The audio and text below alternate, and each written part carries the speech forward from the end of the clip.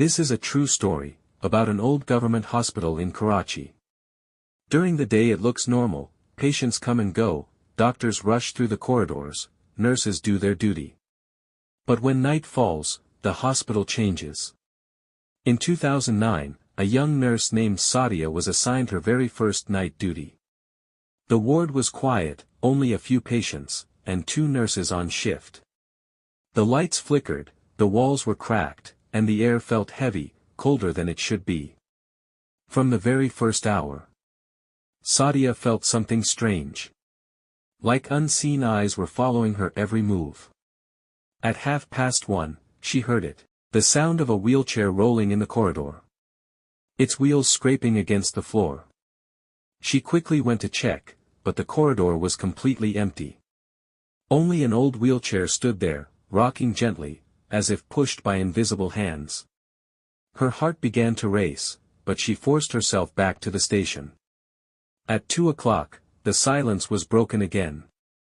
From the ICU came a terrified scream. A patient, Mrs. Shabnam, cried out, "Save me from that doctor, the one in the white coat, he's coming to give me an injection." Sadia rushed to the ICU. The room was empty. No doctor, no one at all, but when they checked the CCTV footage, their blood froze. On the screen, at the ICU door, stood a man in a white coat. His face, blurred, featureless, like smoke. Terrified, Sadia called the senior nurse. The senior listened calmly, and said softly, "You're new here, aren't you? 20 years ago, a doctor took his own life in this very hospital. He was corrupt, for money, he gave patients wrong injections, and many died.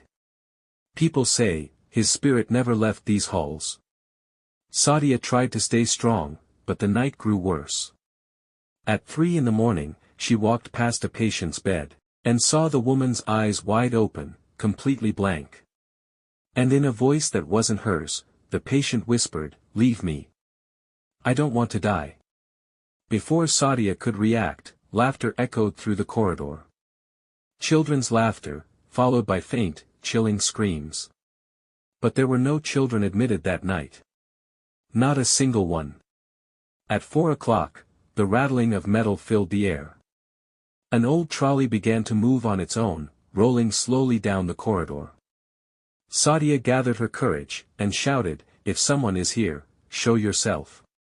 And then she saw him. At the end of the hallway, the man in the white coat. His face twisted, distorted, unreal. He lifted his hand, reaching out towards her.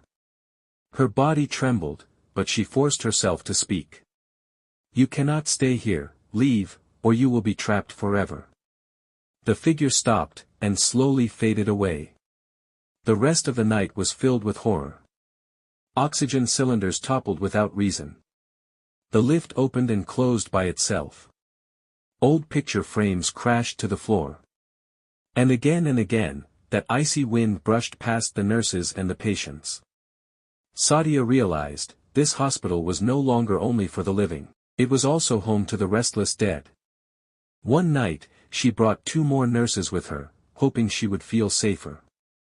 But at 1:00, the trolley moved again. And from the shadows, the spirit of a woman appeared. Her face pale, her voice broken, she screamed, "Let me go. I don't want to die." The nurses froze in fear, but Sadia raised her hand once more, and shouted, "Go, leave this place, before it consumes you." The ghost vanished. And as dawn approached, silence returned. But it was not a comforting silence. It was heavy, as if the walls themselves remembered. Sadia never worked another night shift again. Yet, even today, staff whisper the same stories. Wheelchairs moving by themselves. Blurred faces at the ICU door.